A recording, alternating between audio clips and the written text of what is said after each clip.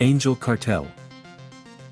The Angel Cartel is regarded by many law enforcement agencies as the most powerful and dangerous criminal organization in New Eden.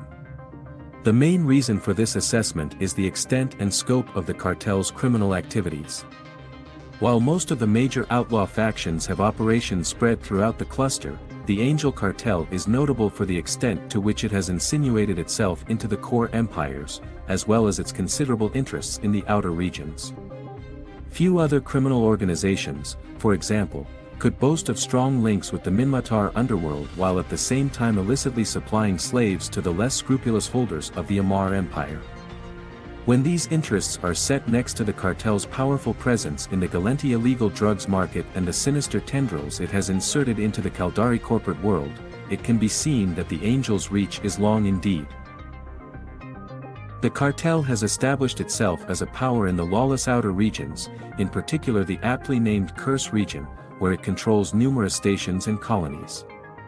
The impressive military power of the cartel is perhaps most strikingly illustrated by the fact that it has an entire division, the Guardian Angels, dedicated to protecting the interests of its main partner in crime, the Serpentis Corporation.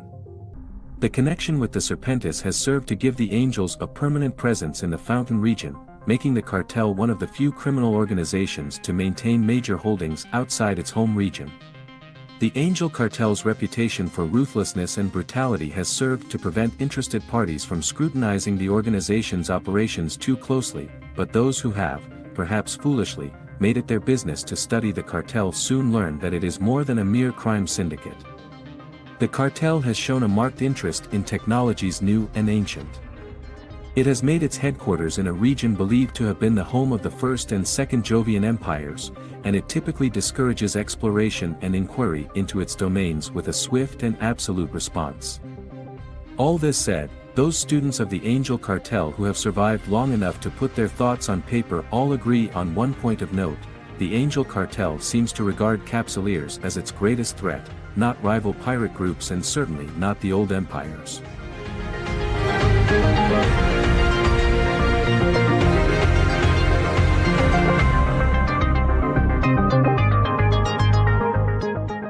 History. Origins. The history of the Angel Cartel is shrouded in mysteries, rumors, and legends more contradictory and puzzling than most, but what is certain is that the cartel in its current form began to come together sometime in the early period following the formation of Concord in BYC3. Several accounts mention cartel operations in the Heaven constellation at this time, and the first mention of an Angel Cartel is dated to YC4. It is assumed that the cartel chose its name in reference to the Heaven constellation that would become its headquarters. The origins of the Angel Cartel prior to the first mention of its name are subject to much speculation and many conflicting theories. The most commonly accepted account is that the cartel began as a grouping of pirates and scavengers who aimed for and eventually achieved dominance over the lawless inhabitants of the Heaven constellation. The constellation, and the Curse region as a whole, had for a couple of centuries been one of the most attractive destinations for adventurers and freebooters from the core regions. On the edges of the civilized world yet relatively accessible, Curse had much to recommend it to those of a mind to rove in search of a lucky strike, or who, just as often, simply wished to prey on others at a comfortable distance from law and order. The presence of many ruins in the region also suggested the previous dominion of a powerful civilization, which some suspected to be a precursor of the recently revealed Jove Empire. Minmatar Rebellion and Angel Dominance.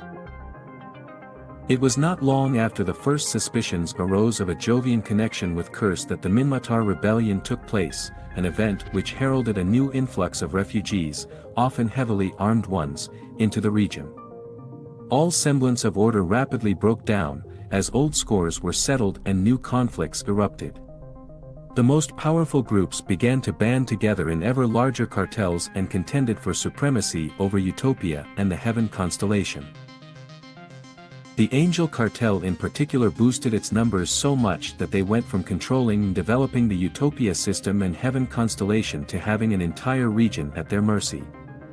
Along the way they defeated other cartels who has sought to profit from the immigration, and absorbed others into their ranks. A few years after it coalesced, some 10 years after Concord was founded, the Angel Cartel had achieved total control of Utopia and the surrounding systems. From that key position of power, it was not long before the cartel became the unquestioned power in the Curse region. The cartel, however, did not leave it at that. Their position of power began to attract outlaws from around New Eden, and likewise they sent out forces beyond their home. The Archangel's division in particular was tasked with this and are still the most common one to meet outside of their home. Amidst the ruins of the Jove. The initial influx of adventurers to Curse was made up of Amar explorers and renegades of one kind or another, and in sparse numbers at that. Nevertheless, it became clear that another civilization had relatively recently occupied the region. To the disappointment of prospective slavers, no remaining inhabitants were ever found, even where intact structures stood among the desolation of the rest of the region. In most cases nothing but rapidly crumbling ruins were found, as if the withdrawal of civilization itself had triggered a hasty decay. In later decades, and particularly in the century before the Angel Cartel emerged, the population of scavengers and pirates making the Curse region their home became more varied, with many escaped Minmatar in particular choosing it as a hiding place from the wrath of the Amar Empire. Nevertheless, the first Amar explorers left their mark on the gateway constellation they called Heaven, and its systems retained the names the Amar had bestowed on them. In the decades following Amarian first contact with the Galenti and the Kaldari, particularly adventurous or hunted individuals from those nations found Heaven an attractive destination.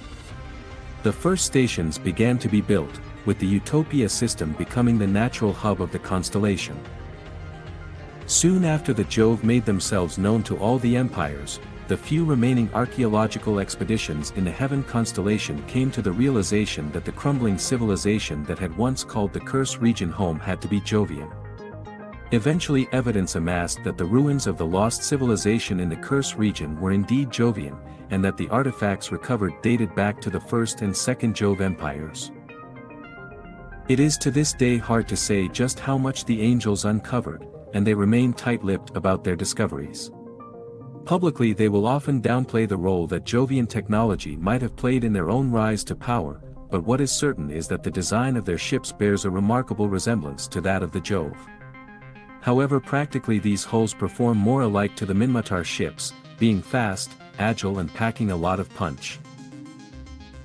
It is unclear if this ship design emphasis is a preference that has served the angels well, or if they adapted what they knew due to a lack of actually valuable technology left behind. Alternatively, some have suggested that much Jove technology is likely so advanced the angels were not able to even operate it. Suggesting this is far more upsetting to the cartel than the implication that their technology is stolen. Protection pact with Serpentis. In the centuries since it achieved control of Curse, the Angel Cartel has rapidly grown in power and currently is, without question, the most feared criminal organization in New Eden. One of the organization's most important moments came in YC-75, when it struck a deal with the Serpentis Corporation to provide protection in exchange for access to Serpentis stations and research. This deal turned out to be so mutually beneficial that the Guardian Angels, once tasked with R&D, became security specialists for the Serpentis Corporation, and their former responsibilities were passed on to the Salvation Angels division instead. Stations were erected in each other's respective home regions as well, making it so that both are special in having stations not only at the heart of their seat of power but also on the other side of the cluster. This has given both organizations strategic advantages in having multiple staging points spread widely around the edges of the New Eden cluster. The deal with Serpentis also brought the cartel into its first major conflict with another faction. Guardian Angel forces clashed with Morda's Legion when the latter made an incursion into Serpentis Prime in YC-106. The incident is yet another unsolved mystery in the history of the cartel, but is speculated to have involved research into highly advanced technology. Morda's Legion incursion. In YC-106 it was Morda's Legion that embarrassed the Guardian Angels when the former led an incursion into Fountain. Miriam Mordu himself led the operation, and Guardian Angel commanders Bryn Jerdola and Setil Shelin took to the field to chase him and his troops back out. The conflict had been a tactical cat-and-mouse game until they arrived. Even during the ensuing battle, the Legion suffered only minimal losses and caused the cartel forces to retreat and regroup. During this, however, Mordu ordered his own fleet to return home. It is unknown if the Legion got what it came for or if they simply felt they were outnumbered in Serpentis' home turf. Luckily for the Angels, it did not jeopardize their relationship with the Serpentis, and the lessons learned from this incursion were put to use to strengthen the perimeter against any other unwanted invaders. War with Sanchez Nation. In mid-YC 108, the Angel cartel found itself on the defensive against its longtime regional enemy Sanchez Nation, the latter based in the nearby Stain region. Major attacks by Sanchez Nation forces against cartel holdings in the Impasse and Faithabilis regions marked not only an unusual resurgence in nation activity but also an escalation of the two outlaw factions' rivalry into open war. The events of this period of warfare between the Angels and Sanchez Nation also saw an uncharacteristic reliance by the cartel on Capsuleer allies. Speculation suggested that Sanchez Nation incursions into cartel space were aiming to seize ancient technologies uncovered by the Angels. What is remarkable about this conflict is that the cartel called upon the help of Capsuleers to drive the invading forces back. Indeed, it seems that Domination's diplomat Xavier Kuhn had been in contact with the then sovereignty-holding alliance Ascendant Frontier for a while already. Eager to prove their worth and might to both the cartel and nation, they deployed in full force alongside the cartel. While at first it seems that the nation had the upper hand, the Capsuleers turned the tide and ultimately destroyed the Sanchez Nation fleet in full for only some minor losses. They even went as far as to take out the POS that the nation had deployed as a staging base. While the conflict died down after that, the Angels maintain a very hostile attitude towards Sanchez Nation. Infiltration of State and Republic. Two of the most notable incidents in recent history involving the Angel cartel took place in YC 110. The first incident, in January of that year, was astonishing mainly for its revelation of the weakness of the Caldari state at the time, with Secure Commerce Commission investigators revealing evidence of the Angel cartel's infiltration and financial backing of several Caldari corporations. The second incident demonstrated just how brazen the cartel could be, as it invaded and occupied the Skarkan system of the Minmatar Republic in May YC 110. Itsukami Scandal. Itsukami was a Caldari corporate startup who made headlines in YC 109 when they subsequently poached high-profile researcher Dr. Grant Arataka from Lai and announced an important breakthrough in the use of unstable wormholes for transport technology. This attracted the attention of the SCC, as improving the capabilities of mobile jump bridges is classified as military technology. During the routine work to grant Itsukami an exclusive patent to produce this technology, it was found that they had received substantial financial aid from various corporations with ties to or acting as a front for the Angel cartel. This further implied that the cartel acted as a silent partner and that Itsukami was thus in part under their control. This is a direct violation of SCC regulations and led to an escalating court battle between the Caldari state and the SCC. After seizing substantial amounts of data from Itsukami and an investigation that lasted well into YC 110, it was discovered that as much as 20 Caldari corporations were implicated. While most were small, Zainu Biotech was one big name that stood out. They however pointed out that anyone can invest in their publicly traded stock and that they were the victims here. Content with what they had still achieved, especially as this had put the state and Concord at odds, the Angels withdrew their money and shut down the uncovered fronts, no doubt sending everything right over to the next scheme. Skarkan Crisis. Shortly before the YC 110 collapse of the Minmatar Republic's government, the Archangels claimed democratic sovereignty over the Skarkan system. The Skarkan crisis carried on throughout May and June, with the Minmatar Republic apparently powerless to do anything about the cartel's occupation. Local inhabitants, indeed, appeared to favor the cartel both in their comments and in an apparently free and fair referendum held by the Angels. The inhabitants of Skarken too, dissatisfied with the failing promises of the Mitchellor government to clean up this dangerous system, had sided with the Archangels in a 10 million signatures petition, as well as during the system-wide referendum. Being so close to Kursk, the Angels had evidently been growing their influence over the local population for a long time. The Skarken crisis was one of several incidents cited during the vote of no confidence in the emergency parliament session of the Republic called by Republic Parliament head Meliada Shocker in June. Ultimately, coincidentally with the Starkmanir discovery, the cartel withdrew with haste and informed Concord that all claims were now to be considered void and rescinded. While Concord now considered the situation resolved, many kept discussing what could have caused this strange turn of events. No official word by the cartel was however given, they simply carried on their business as if they had gotten what they wanted out of the affair. Recent events. Today, the Angel cartel remains as powerful, fearsome, and enigmatic as it has been throughout its history.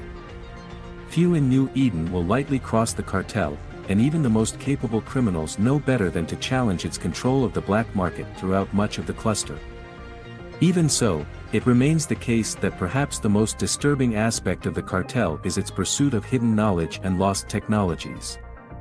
The true purposes of the cartel are as covert as the identities of its famously anonymous leadership.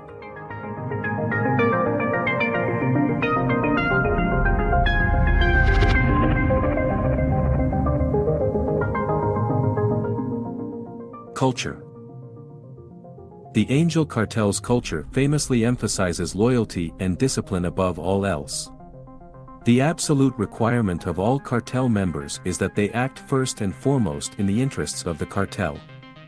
Everything else, including their lives, is secondary to this, and deviations from cartel discipline are understood to be punished with implacable ferocity. So far as can be ascertained from the outside, given that cartel discipline includes the usual criminal code of silence enforced with unusual dedication, the Angel cartel's main divisions are organized in a quasi-military structure somewhat akin to the organizational framework adopted by guerrilla fighters.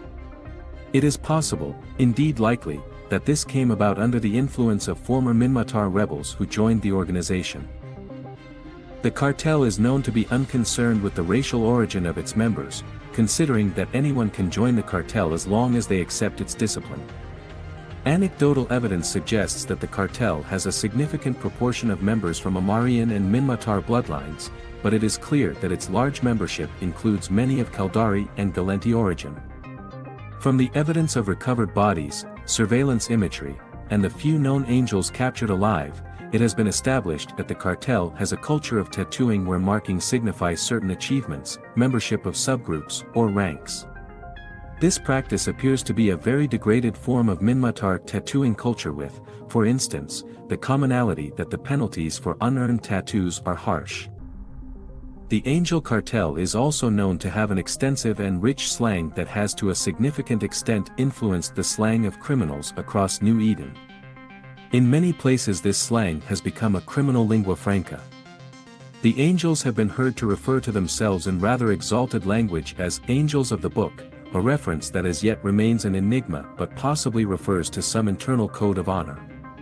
It is also true that the various divisions of the cartel are competitive, and members have been recorded speaking of other divisions in mildly disparaging terms or by using diminutive nicknames, such as Salves, for the Salvation Angels, or Archangels, for the Archangels. Competition between divisions, and within them between subgroups, appears to be a universal and essential part of the cartel's operational culture. As far as criminal activity is concerned, the Angel cartel is indiscriminate. So long as an activity is illegal and can turn a profit, the cartel will happily take its due part in it.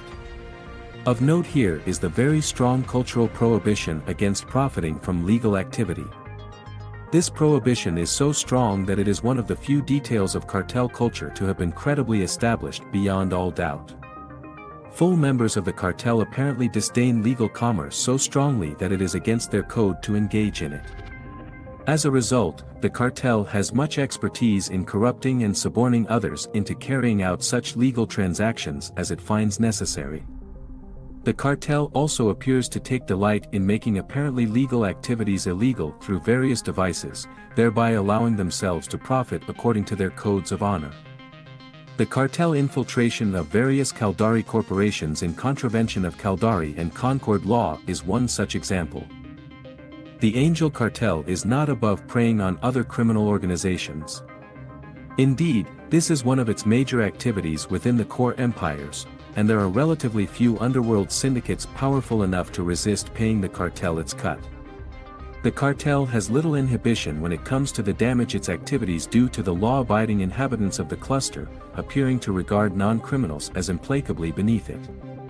Angel Cartel activities are known to include drug and weapon smuggling, slaving, piracy, colony raiding, and many other forms of large-scale criminality.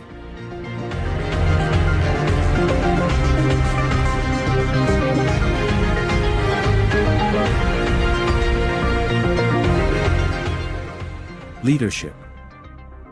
The Angel Cartel's top leadership is marked by one characteristic above all others: secrecy. The identities of those who sit at the top of the cartel, the supreme leaders of the Dominations Division, are closely guarded. How many they number is unknown, although such investigations as have been carried out have strongly inferred that the leadership does number more than just one man or woman who wields all power. Even that inference may simply have been allowed to exist as yet another smokescreen. The truth is that very few people know the truth, and they are all among the cartel's most fanatically loyal members. Aside from the Dominations, however, many divisional leaders and sub-commanders can be found throughout the cartel's quasi-military structure. Every angel answers to somebody who ranks higher in the organization, and every angel is to some extent trained to lead. This is not least because of the leadership role the angels often arrogate to themselves in local criminal networks. The identities of those who administer the cartel's divisions, such as Trald Vukenda of the Dominations, are at least known, but it is certain they report to the hidden masters of the Angel Cartel. Even though its absolute nature is unique, the Angel Cartel's leadership practices secrecy that extends throughout all aspects of cartel operations and is a strong influence on the subsidiary leaders. An Angel Cartel sub-commander will be a master of misdirection and subterfuge. Many are the law enforcement agents who have captured a local cartel leader only to find they actually have a ridiculous dupe on their hands. The cardinal law of the cartel has also been seen to operate with total ruthlessness when a real leader has been captured. In almost every case, the cartel has successfully carried out assassinations of captured commanders or cell leaders they could not recover. Those few who the authorities have managed to protect have suffered mind wipes, apparently brought on by self-triggered hypnotic implantation. The Dominations know well that the oath of silence cannot stand up to modern interrogation techniques and clearly demand special safeguards from their leadership cadres.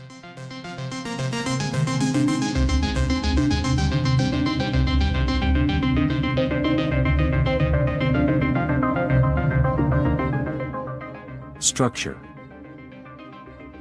The Angel Cartel's overall structure is militaristic and hierarchical in nature, with several key divisions existing on a permanent basis to fulfill the main needs of the cartel, and a scattering of minor divisions for highly specialized purposes. Archangels. The Archangels are the largest division of the Angel Cartel and are the most commonly seen in space. They constitute the main force taking part in piracy, smuggling, and raiding. Like all the main cartel divisions, the Archangels use a range of distinctive ships known throughout New Eden for speed, firepower, and durability. The novelty and uniqueness of cartel ship designs makes many wonder as to their origin, but the Archangels are certainly not revealing anything. Archangel installations can be found in Curse and Fountain, and their forces can be found patrolling 12 regions of South and East New Eden, from Faithabilis to Cash. The Archangels are so prevalent and large in size that some of their subdivisions, such as their Gistii fighters, have become well known. Guardian Angels. The Guardian Angels are the next major division of the Angel Cartel, tasked with protecting Serpentis operations across New Eden but particularly in Fountain and the neighboring regions where Serpentis influence is felt most. Guardian forces are so closely integrated with the Serpentis Corporation's own formidable military that many who encounter them assume their forces to be part of the Serpentis organization. The relationship between the Angel Cartel and Serpentis is indeed very close, but the Guardian Angels' first loyalty is to the cartel. For their part, the Serpentis are under no illusions on this point. Guardian Angels are less wedded to the unique technologies used by the cartel than the Archangels and can often be seen using Serpentis equipment.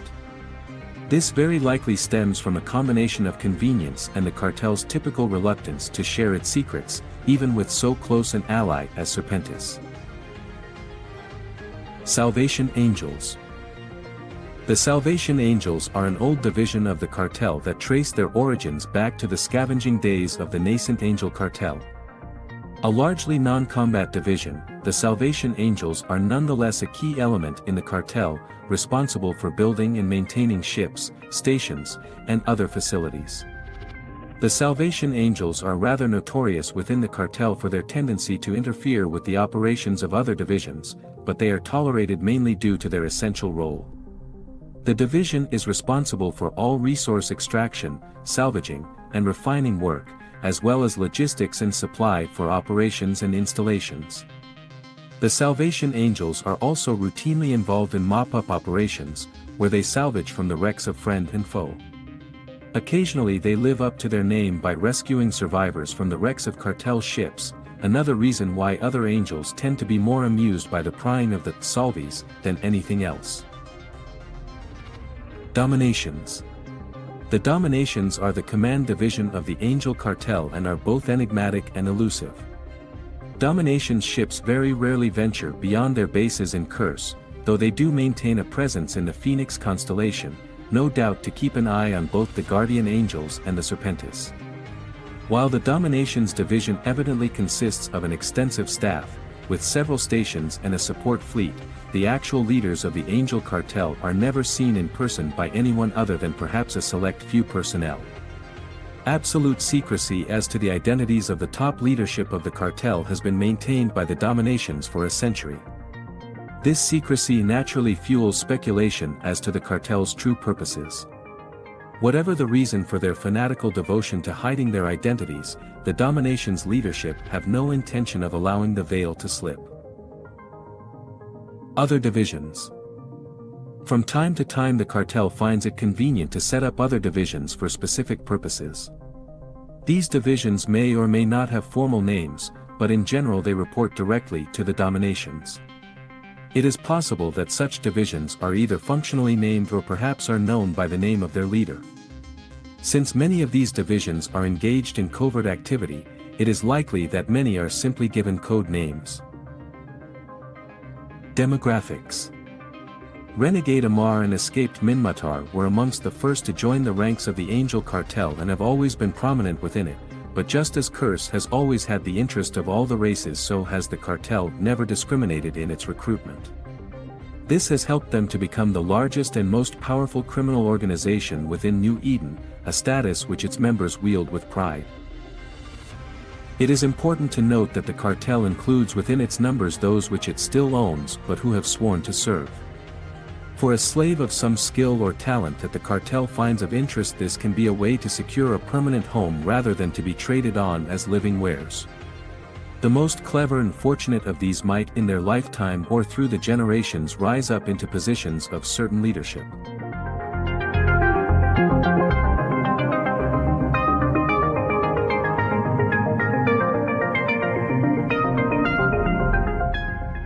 Operations.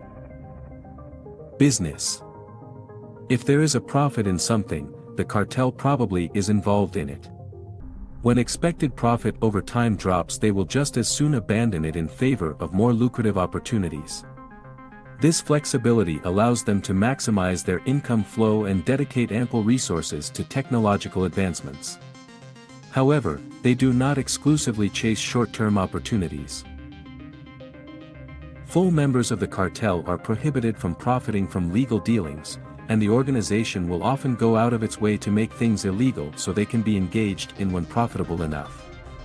This stance, which may seem odd to outsiders, is believed to be a means to ensure loyalty and abolish weakness in the leadership cadres. The use of associate members, proxies and unwitting dupes to carry out legal business is common. One constant source of income for the cartel is the pact with the Serpentis Corporation. The protection offered by the guardian angels entitles them to a cut of all trade profits from Serpentis stations. This ensures a steady trickle of ESC that then gets reinvested into ensuring its continuation. When it comes to doing business, the cartel maintains a high standard of professionalism.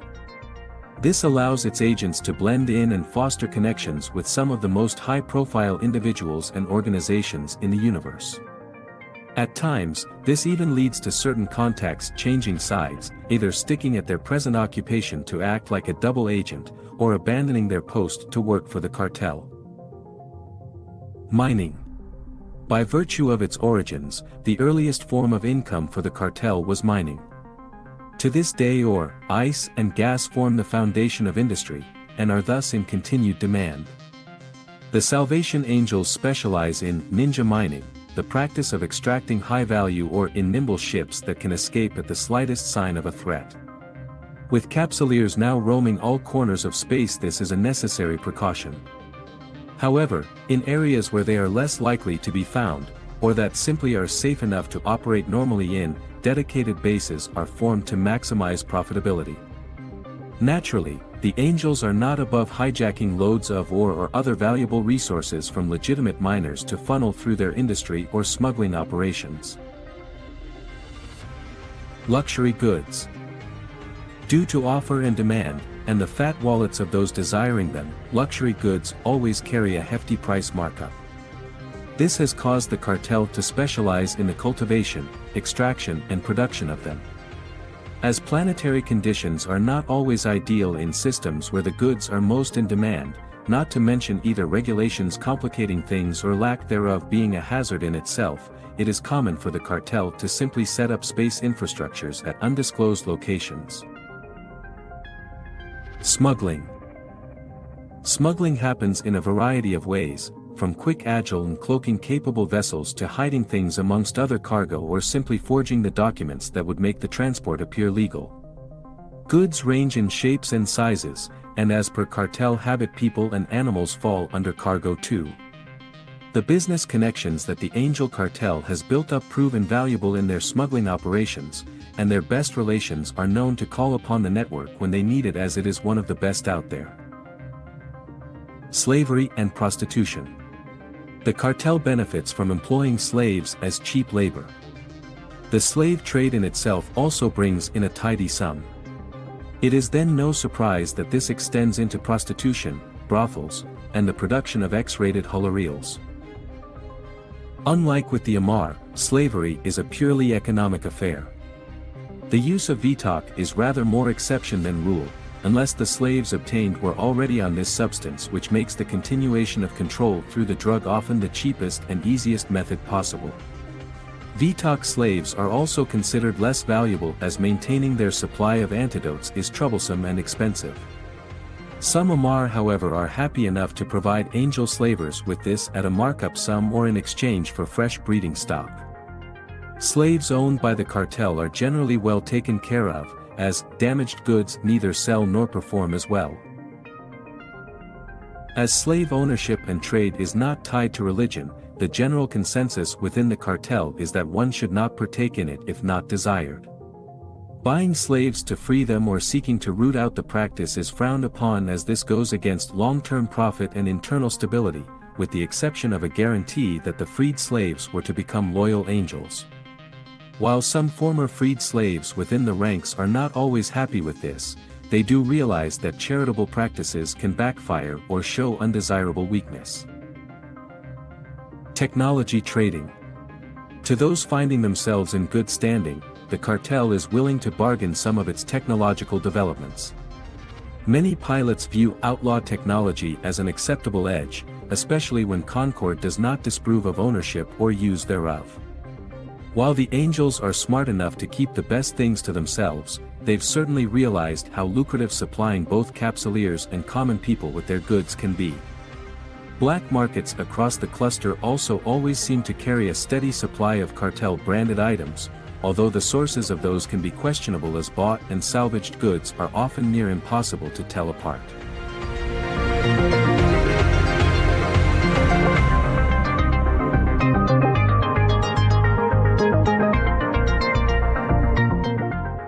Technology. Ships. The Guardian Angels are credited for the design of both the cartel's own ships, as well as those of the Serpentis Corporation. While its own ships are all unique creations, the Guardian Angels combined their own technology with that of the Gallenti when developing a fleet setup for the Serpentis. This was done because many Serpentis pilots already had extensive experience flying Gallenti hulls in the past. The Daredevil is somewhat of an exception here, as a modified Dramiel hull was chosen to serve as the base for ship. This was by express order of Sarpati, who admired the sleek yet intimidating aesthetics of the Dramiel design.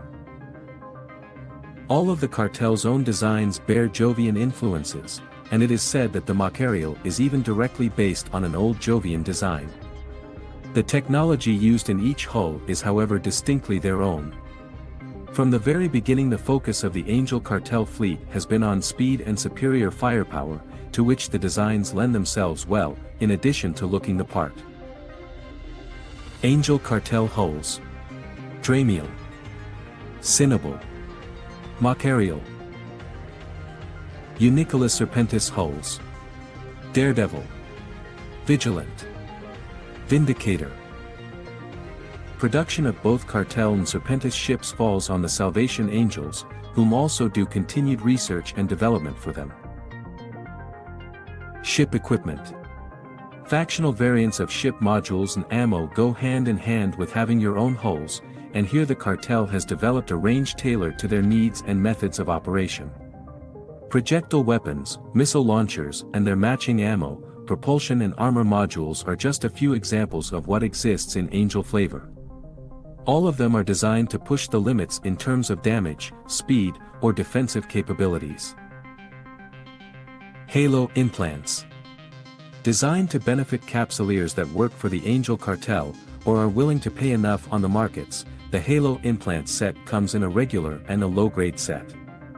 Both match the regular and limited implant sets, but have the additional capability to lower the signature radius of the ship the pilot commands, thus making it harder to be locked on. Drugs and boosters. While the Cartel is mostly a dealer and distributor of illegal substances, and leaves the production and advancement to its partner the Serpentis Corporation, it has amongst its variety of personal technologies one component that is found in a plethora of hallucinogenic drugs everywhere: Angel Cartel dust. This fine-grained powder can be used both as a main ingredient or to enhance or alter the working of other active ingredients. It is nearly never used in its raw form due to its potency, but can be mixed with other chemicals to develop drugs for dream enhancing and visions to full-blown lifelike hallucinations that can last up to a week. There have also been experiments where the component was used to rework the memories of users, both for good and for bad. However, due to the unpredictable nature of hallucinations, this route has never gained much scientific success. Angel Cartel dust is found in both the common versions of Blue Pill and Soothsayer, as well as their booster equivalents with the exception of the synth variants. Due to the strong link of these boosters with the Angel Cartel, Concord has pursued their replacement by other substitutes as a hardline requirement. A booster experiment called Crystal Dust was started up in Tvink by the Thucker tribe. The booster has Angel Cartel dust as one of its main components and improves a pilot's overall performance by weaving illusions to help predict the outcome of various actions, almost as if clairvoyant. Despite its potency, it never really found its way into the market, as when the dangers of booster use because apparent the project was considered unsalvageable and subsequently official funding was halted. The facility in Tvink is however still operational under the lead of the remaining scientists who managed to find a money source elsewhere. Electronics. A logical offshoot of the cartel's developments in military equipment is a side market in personal hardware and electronics. This isn't limited to their own creations, but also encompasses cartel variations of existing tech. These devices and parts are popular with hackers and counter-security specialists due to their superior performance and greater capabilities, causing many to be flagged as illegal within Empire space. This is to the great dismay of technology aficionados who have to resort to the black market to get their hands on them. Software. Like most factions, the Angel Cartel has its own specific methods of encryption. To go along with this, software of both protective and offensive nature exists, all to keep those who are not allowed to access data out, and of course to try and break into the systems of enemies and other interesting parties. This, however, is all a closely guarded secret and the one technology that will likely never be made available to outsiders. Armaments. The Angels are present in the weapons market too, with an assortment of big and small arms and matching ammunition, most of which instantly ensure personal security due to their aggressive nature. Here too we find both modifications of existing technologies, as well as some exclusive designs. Popular yet highly illegal is ammunition that acts on contact of skin and has the ability to incinerate, pulverize into shrapnel that slices deep into the body, or even uses nanotechnology to make its way into the bloodstream and cause all sorts of horrific harm. Other. As the situation lends itself, the cartel seeks to get involved in whatever is beneficial or lucrative in the short and possible long term. While many technologies never integrate themselves into the core portfolio of the Angels, they realize that versatile knowledge and experimentation are key to staying ahead. As such, many become a means to an end and are abandoned when they have served their use. Some of these curiosities are found on markets within the lawless corners of space, sought after by collectors.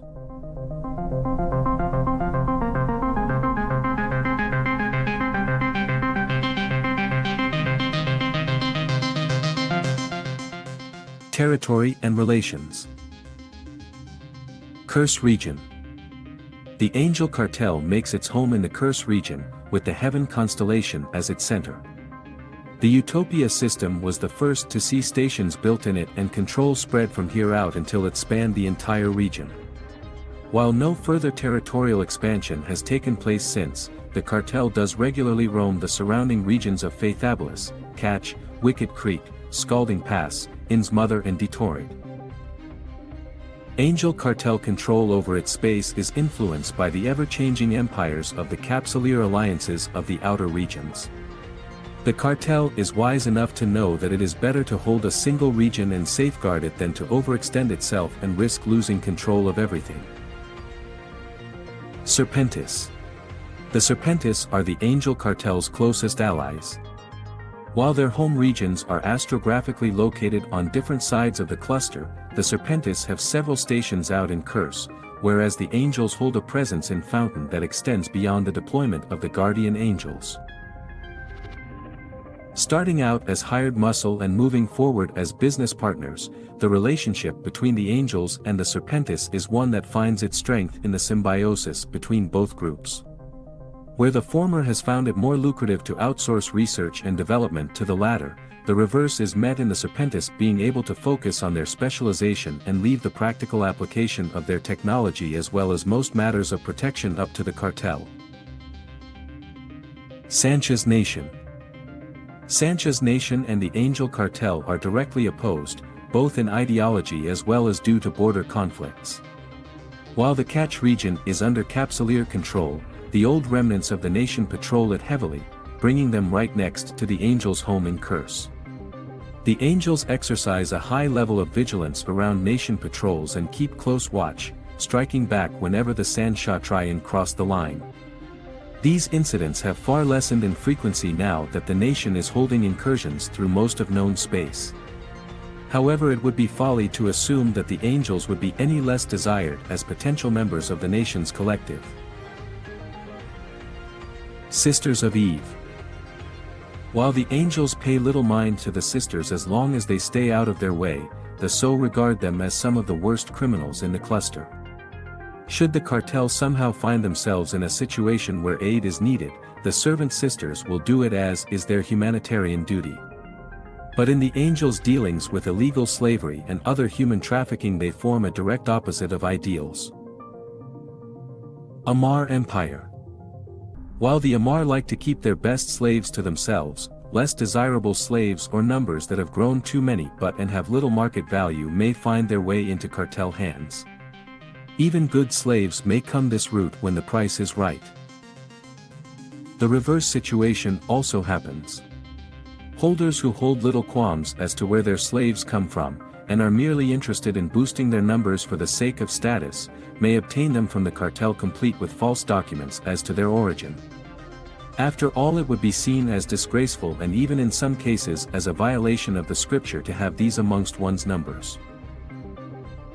It is also interesting to know that the heaven constellation and its systems were named by early Amarian explorers who took to the region of Kurs in search for additional slaves. Since it is from this constellation that the angel cartel got its name, the Amar are in some way responsible for the namesake of New Eden's biggest criminal organization. Caldari State.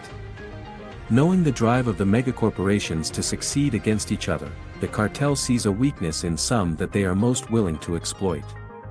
After all, there are only so much results that good and honest competition can achieve. A little funding here in return for some of the profits vanishing into one of their shadows accounts, a little assassination of a key figure at an unfortunate time there, the cartel is most happy to pull the strings by employing the methods they have mastered. Should their hirers seek to not honor the contract, the angels will have no scruples to go public and throw them under the proverbial bus. With honor being so integral a part of society, the problem will be taken care of by its own people and the cartel loses nothing for it. They'll even welcome the publicity. Furthermore, as might be expected from their opponents in the Galenti Federation, some Caldari state citizens carry vices that rival them. As there is far less tolerance for these within society, those with the means will turn to the cartel to see them fulfilled. Minmatar Republic. When it comes to the Thucker, the cartel has always had a good relationship with the independent lesser caravans, self-governed clans as well as selective settlements out in the great wildlands. But they also deal with the Minmatar underworld at large. While the average law-abiding Minmatar will condemn the cartel for their dealings with slavery, regardless of these being with the Amar or others, the less scrupulous will disregard this and engage in deals that do not directly harm their people. Galenti Federation. Known for their culture of pleasure sometimes bordering on outright hedonism, some Galenti have always had a great interest in recreational and enhancing substances. Unfortunately for them, the large majority of these are not legal and thus must be obtained on the black market. Knowing to have good customers in them, the cartel is most happy to peddle its wares to the Galenti. And while not all might share these views, there is a certain level of tolerance if one can keep their habits within limits. As such, nobody raises an eyebrow to the consumption of illegal drugs during parties so long as those involved do not cause trouble or sink to the level of being outright junkies. Capsuleers. The Angel Cartel firmly believes that at present their biggest possible threat in New Eden is the Capsuleers and the alliances they congregate in. Their immortal nature as well as the great wealth they seem to amass so easily could topple what they have worked for all these years should they become a primary target. Luckily for them, the Capsuleers seem all too caught up in power struggles amongst themselves to launch such a plan. There are some within the cartel who feel that for this reason it would be best to befriend some of the Capsuleers and bring them on their side. Indeed, some Capsuleers seem to willingly pledge their allegiance to the Angel Cartel. While initially hesitant to recognize this, and concerned about what ulterior motives these pod dwellers may have, in recent years the cartel has openly recognized some individuals as part of their own. Likewise, it has also outright denounced some Capsuleers which it feels besmirch the name of the angels. Membership even for these immortals is a privilege rather than a right. And for the rest of them, those who call themselves enemies of the cartel, they will employ all their strategies to keep them at bay and even attack Capsuleer ships.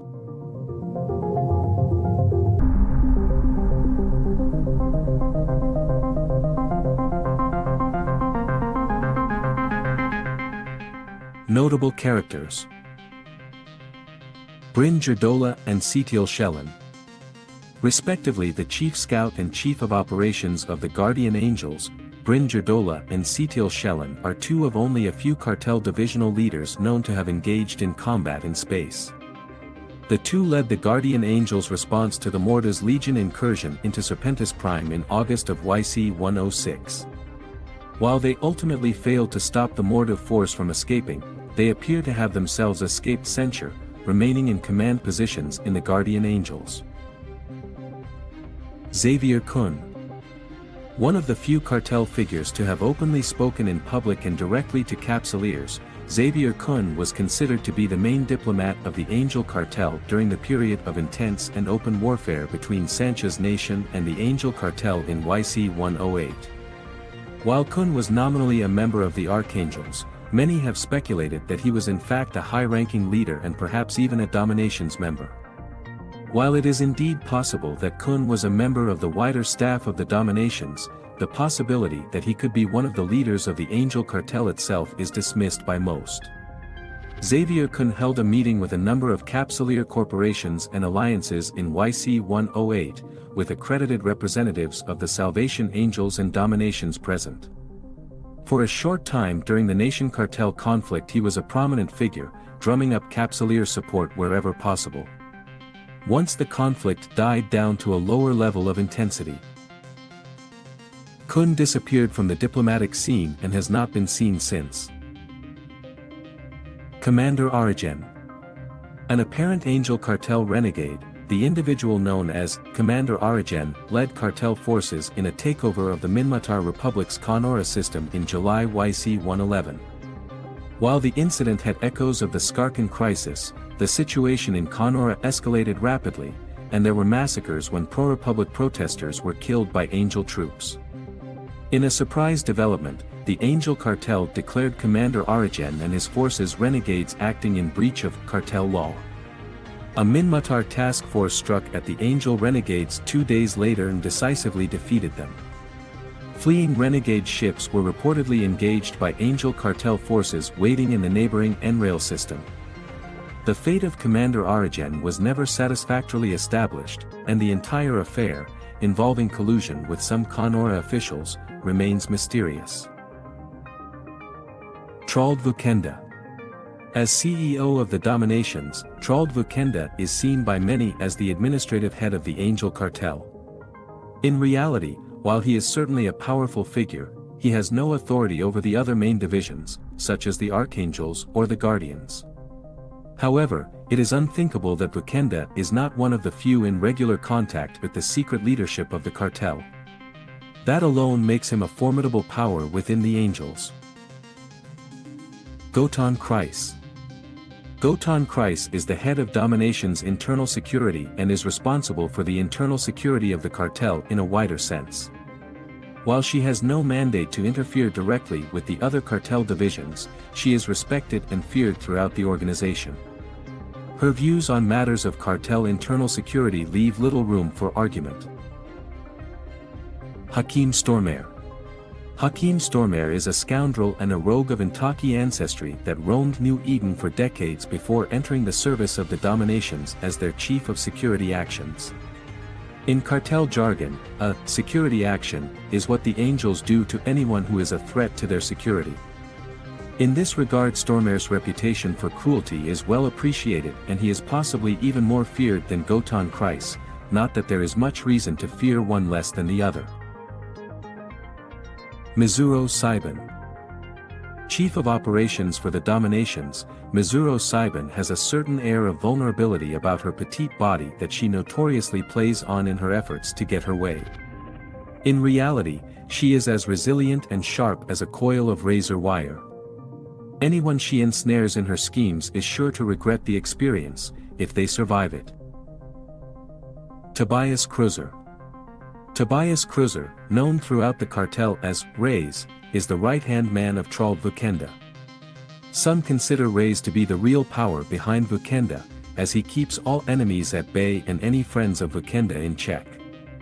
Again, it is unlikely that such a well-known figure is really one of the true leaders of the cartel. Having said that, one theory gaining some currency in recent years suggests the hidden masters are an elaborate ploy hiding a truth that is kept in plain sight of everyone.